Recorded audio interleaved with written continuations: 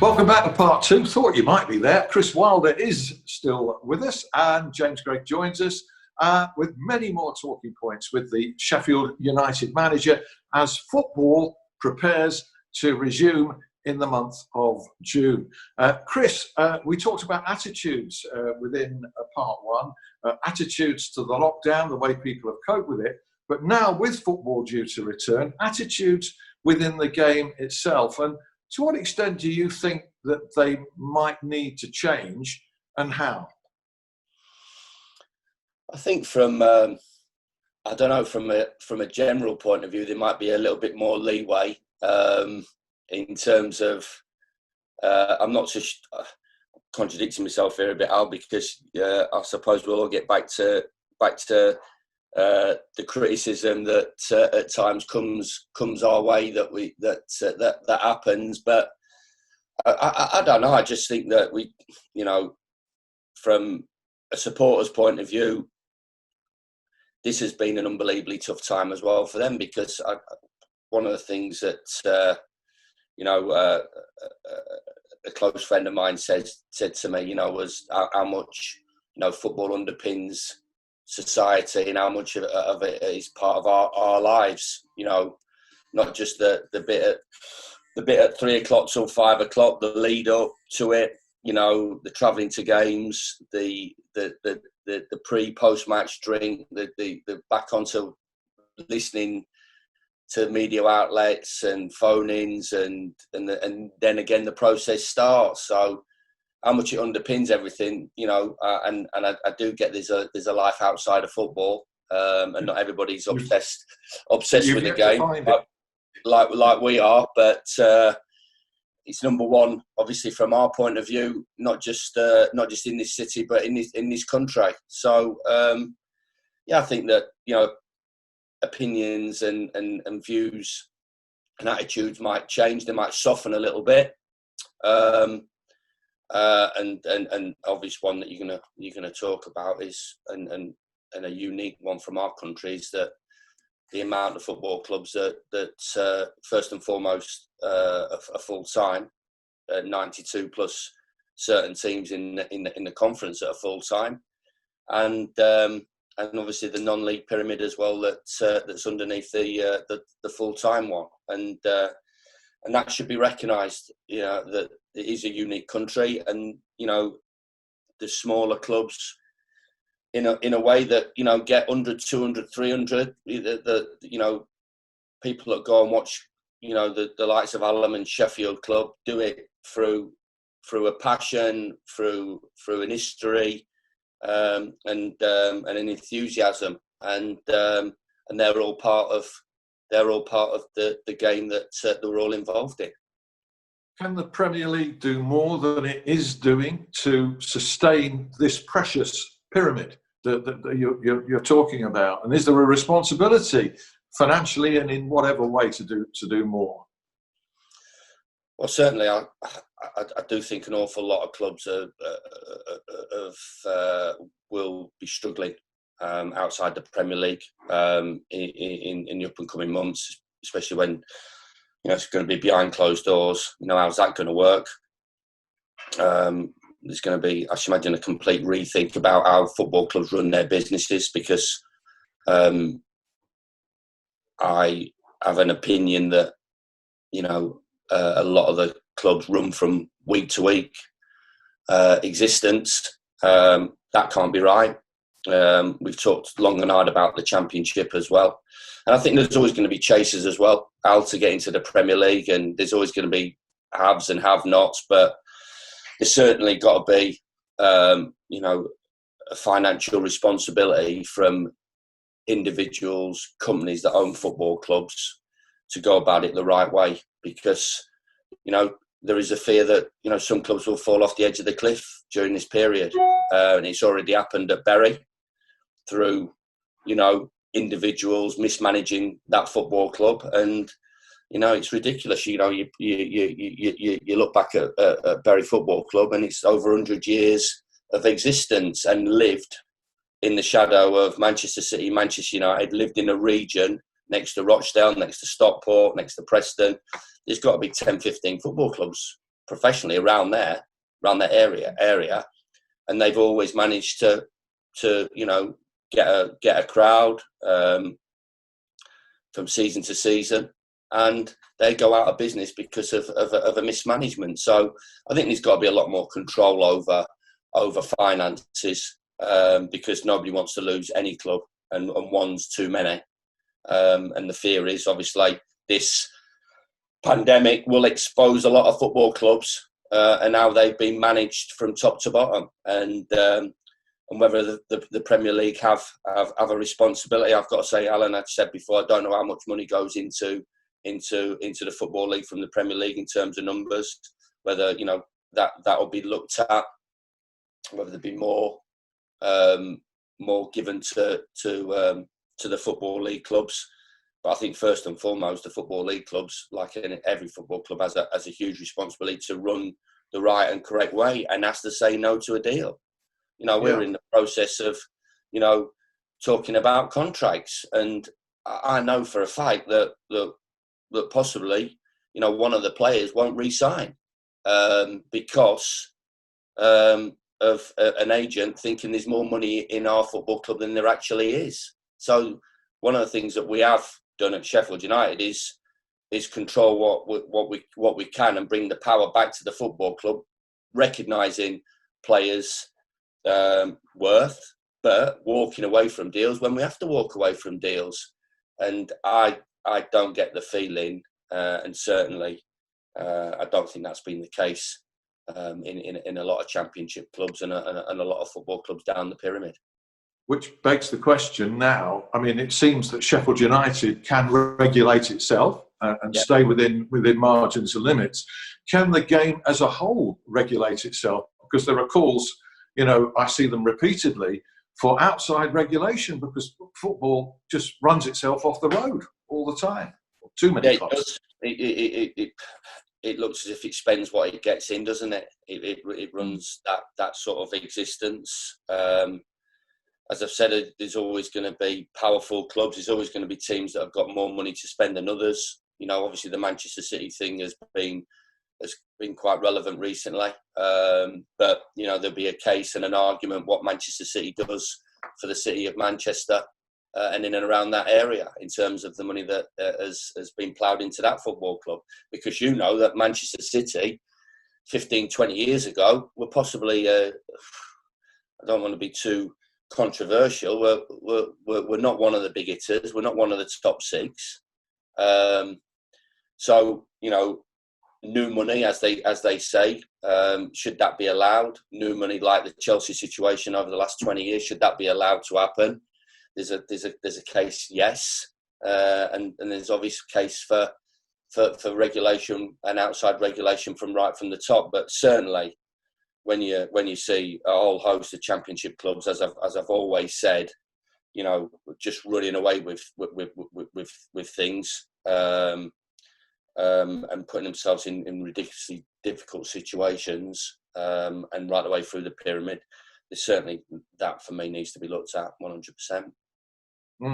Okay, we'll bring James in a moment on that and sort of put some flesh on the bones of what's happening locally.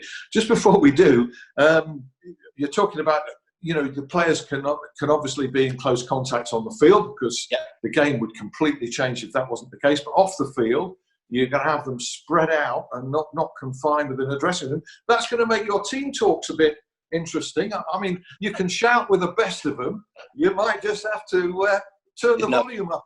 There's no issue in that, Al. I've got different levels out of 10.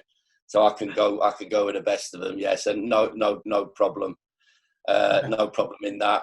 I'm not so sure that they'll need a lot of barking at. I mean, one of the things that has been consistent is that they've climbed to the top of a mountain and they understand how difficult it is to get up to that top of the mountain and how difficult it is to stay there as well. So, and this is what's pleased me so much, from a motivation level, motivation point of view. There's been nothing said to our players. They understand how difficult it is to play in the Premier League.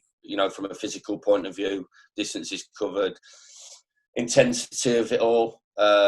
tactical, technical. I'll always go through the four parts of the game, and from a mentality point of view, how they have to be on top of their game. So there'll be different. There's different things we have to overcome, and we have to compromise, because we have to adapt and get ourselves through this period until we can find a vaccine and everything gets back to normal. But I think that's one of the things that we've looked at. We are prepared to adapt and compromise and go along with what the authorities are wanting us to do.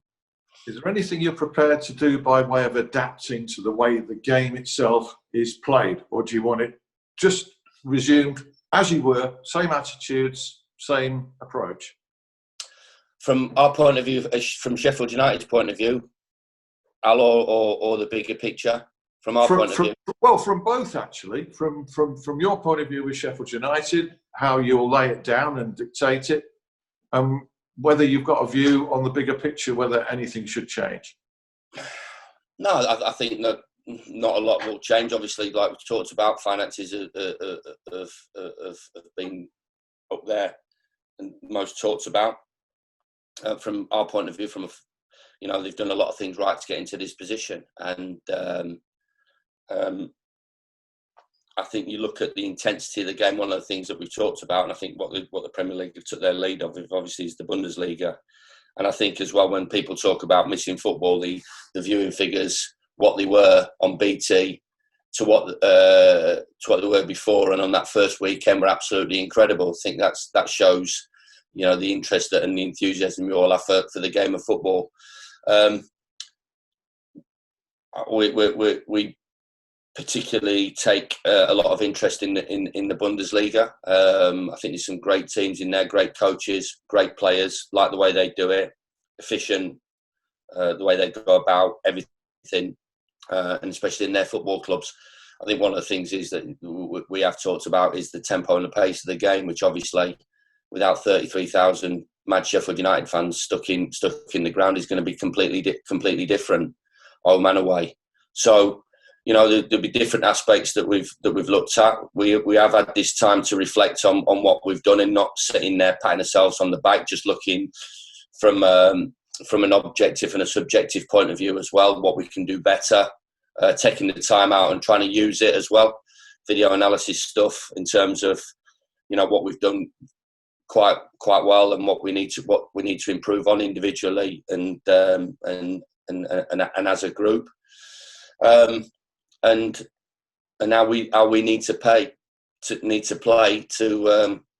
get us the results that we're all after. Well, I don't think anybody can predict any of the results, because it's going to be a bit like a lottery of an FA Cup. I think there could be some really strange ones looking from the outside. I don't know whether you'd agree with that. Yeah, I mean, obviously everybody's back fit as well. So, there was a few clubs that were struggling with injuries.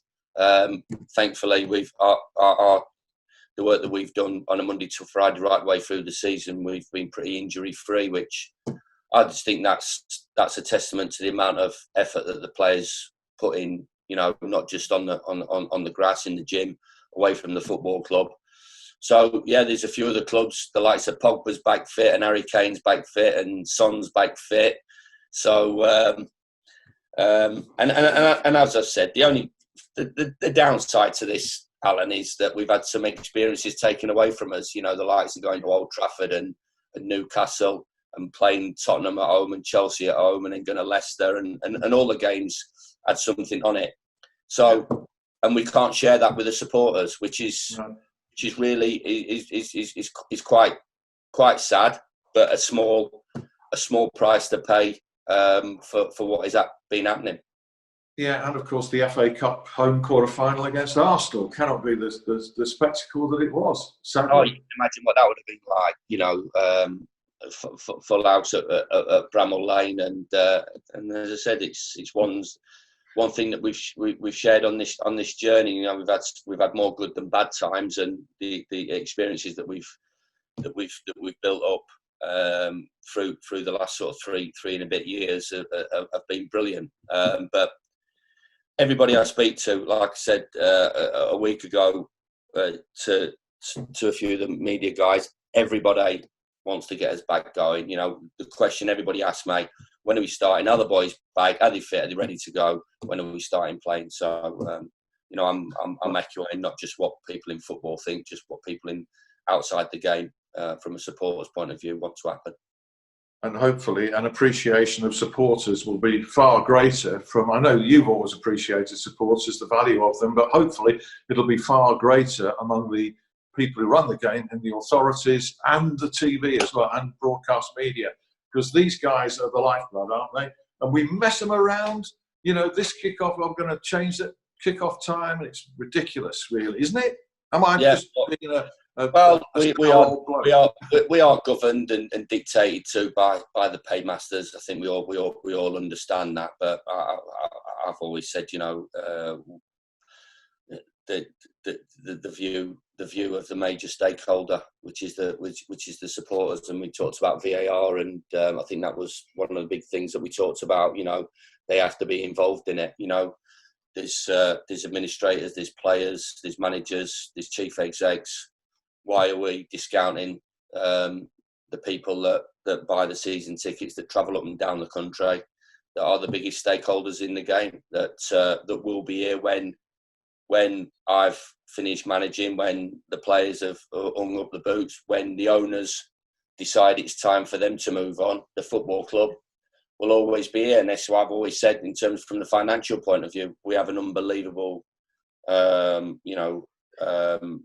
obligation and responsibility to look after not just the game, but look after our football club in the best possible way. Because at the moment, it's a great time to be involved with a football club. From a Sheffield United point of view, I'm seeing more and more Sheffield United shirts. Not obviously over the last 7 or 8 weeks, Al, but more and more Sheffield United shirts floating around the town, which is good from our point of view as a football club. And you know, there's generations and generations that are going to be following the football club that we've done through the years. Okay, well, just take a break with the tradition of the game now. James Gregg will put that into perspective, because he's been looking right across the non-league game in particular in this area, James. Yeah, you know, I mean, there's not a lot of news to report, really, as you can imagine, because it's just incredibly quiet. A lot of clubs, I think, you know, their volunteers and staff, who would usually be sort of writing little news articles on websites and stuff, they're clearly not doing that at the moment because there is nothing to do. A couple of things that I did sort of stumble across, though. Hallam FC, where I know that, you know, you and I, Chris, and Alan as well, we all sort of pop up there a little bit to Sandy Gate when the season is on, don't we? They're offering free season tickets to all NHS staff when football does resume in non-league, which will be, I think that's a really good gesture. Same with Sheffield FC as well. They're offering that same thing. And they've also opened some applications for Education Hub as well, which is people who want to get into football coaching. You can apply for that via their website, worldsfirst.com. Pop on there and see what they're doing for the moment. They're also playing some sort of old footage back of matches and some old articles and stuff as well. So to whet the appetite, I think, a little bit. But on the sort of darker side of that, you've got Stocksbridge and Worksop, who we've both spoke about, Biggsy, haven't we, in the last few weeks. And they've set up their crowdfunding pages. I mean, Worksop, sadly, don't actually have their website running at the moment. If you go on their website, it's just an error. So they're obviously trying to save as many costs as possible, and the maintenance of their website, it just, is clearly too much at the moment, which is sad. And same with Stocksbridge Park Steels. Their sort of main website, it just is there for the crowdfunding purposes. There's no squad pictures, no news, no anything. So that's quite bleak, I think, really. I think they've raised 5,000 out of 20,000 total for essential ground maintenance. So if we're talking about, the preserving non-league, they're really struggling, and they're looking for, £15,000 each, probably, I'm guessing, just to keep the club alive for the start of next season. And I'm sure that not just in the Sheffield and South Yorkshire region, but all across the country, that's going to be the case, isn't it? So very, very difficult times indeed on the non-league football front. That's about it really for me. But it just highlights exactly what we were talking about earlier on in the programme. Well, and with Chris's background, Halifax, etc., Alfreton, hard times at Northampton, you can appreciate, Chris, more than most the difficulties that these clubs are encountering at the moment. Yeah, I mean, it doesn't sound a lot of money, does it? 15 grand really to get them up and running. So hopefully, however that money is raised, it will be. I've always said, and I think you've seen it. I love going to Hallam. Love going to Sheffield Club. Was a time when I finished playing that there was, there was a possibility going in there and play a manager that, back after I'd just finished at Halifax. So any opportunity I had to go and watch Sheffield Club, my pals were playing and people I know were involved in it, and same with Hallam. One of the things that obviously we will try to do as a football club is to take teams to Sheffield Club and Hallam pre-season. It's one of the things that we have done at Hallam over the last 2 or 3 years. It's took a really strong side up there, and I know how much that means to the football club and to set themselves up, for the season, for the forthcoming season. Now, obviously, that's going to be a difficult one now because no crowds are going to be allowed into these football clubs. So first and foremost, straight away, there's that us as a football club would have committed to that's going to not be able to do that now. So well, maybe if those games were streamed online and advertisers could buy big billboards or something like that and raise some revenue that way. I suppose that there is, there's possibilities that we can look to do that because, as I said, I've got a unique look at it. Really, I don't think many Premier League managers have had sort of the sort of upbringing and have the knowledge of not only the game as a professional level, but going and, as we all have, going and really enjoying the hospitality that's put in place for us, and really relaxing and going having a Saturday afternoon watching a different type of game and different type of experience. It's always a pleasure. James and I were talking yesterday, and he raised something that's very, very sad within the game. It's the women's season being called off just when Carla Ward and Sheffield United's women's team were doing so tremendously well. That's very sad. Yeah, I mean, as I said, there's going to be all sorts of stories, from the women's point of view. As I said, being set up over the last 12 or 18 months, and the progression that they've made has been incredible and brilliant. And another part of the club that has flourished. And there's going to be stories right the way through. The academy obviously got shut down as well. So I should imagine up and down the country, a lot of cost cutting will be happening as well. And, unfortunately, outside the Premier League, people will be looking to streamline. And what happens to youth football? What happens to academy football? There's been a lot of victims, as we said. You look at the conference, and Ian Evatt, who's obviously played locally at Chesterfield, done an incredible job at Barrow, and he doesn't know the situation there. Will they get that opportunity to go into the Football League for the first time in many, many years, and an outstanding achievement. So there's stories right the way through in terms of achievements that clubs have had, the seasons that they've had. And the success which they would have richly deserved going into the final quarter of the season that's been unfortunately taken away from them. And it's I should imagine you could write a book on examples like Barrow and Sheffield United ladies team.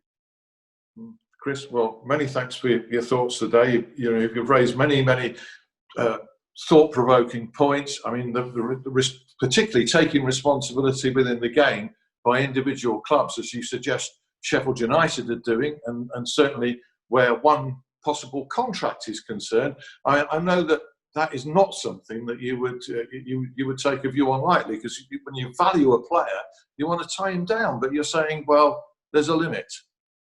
There's got to be. There's got to be a limit. There's got to be evaluation on players. There's got to be, from my point of view, a a viewpoint on what the player has done, quite rightly so, not playing that down, and what the football club's done for the player as well. There has to be a balance to this, but we can't be reckless, and we certainly aren't reckless in everything we do. Budgets and I think that was one of the things, as I said, when I walked through the football club, there seemed to be that sort of attitude towards it. Well, it's Sheffield United and we'll pay it. It's Sheffield United and we'll do this and we'll do that. And I could never understand that. And, these are the numbers that we should be paying because it's Sheffield United. No, there's a valuation and if it doesn't happen, we move on and we back ourselves to go and replace, and we make decisions, and we've made decisions in the past, and people sometimes, I should imagine, are scratching their head and going, what's all that about? But there's obviously always a story to everything, and I've got, and as I've said, I take an enormous amount of responsibility and pride in doing it, looking after the football club as well, because of making sure that things are done correctly and properly, and everybody's getting value for money, and we'll certainly carry on doing that. Blimey, value for money indeed. I mentioned at the start that you've very loyally supported this show and you've made an annual appearance, as you have done, and we appreciate it. What strikes me is with every appearance, Sheffield United's status has gone up, because the first one was when you arrived pre-League One, and then following promotion, and then following, again, promotion from the Championship to the Premier League, and now you're, dare I say it, in a position pushing for Europe, about which we've no need to talk too much more at this stage, because that will come. I'm sure you'll be grilled about that when football returns.